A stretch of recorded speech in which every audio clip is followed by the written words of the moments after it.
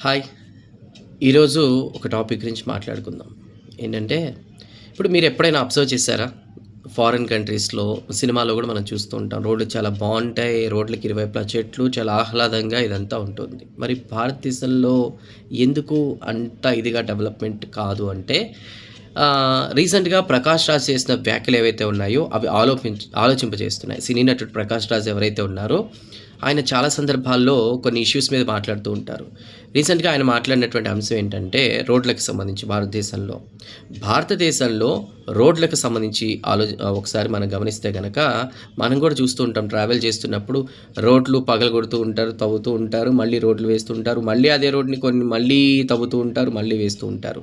ఒక పక్కా ప్రణాళిక, సమన్వయ లోపం ఇవన్నీ ఉంటే గనక, అమలు అనేది సరిగ్గా లేకపోతే ఎన్ని ఇబ్బందులొస్తాయో, ముఖ్యంగా ఇక్కడ ప్రజల కష్టార్జితాన్ని, వాళ్ళ ధనాన్ని కూడా వృధా చేస్తున్నారు అధికారులన్నట్టుగా కూడా ఆయన వ్యాఖ్యలున్నాయి.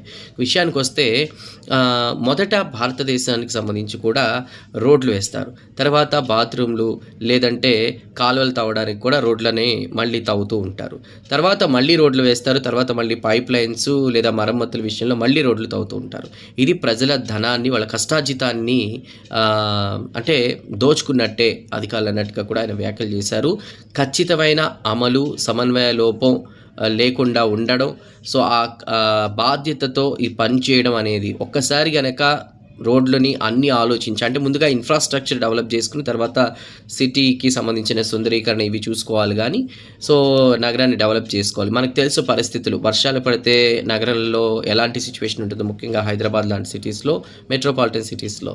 సో, ముందుగా ఇన్‌ఫ్రాస్ట్రక్చర్, డ్రైనేజ్ వ్యవస్థ ఇయన్నీ పకడ్బందీగా చేసుకున్న తర్వాత మళ్ళీ రోడ్లనేది వేసుకుంటే బావుంటుందనే ఉద్దేశంలో కూడా ఆయన వ్యాఖ్యలు చేశారు. ఏదైనా ఆలోచింపజేస్తోంది. సో, ఏది ఏమైనా కూడా ఇలాంటి విషయాల్లో కొంత ఆలోచించేయాలి.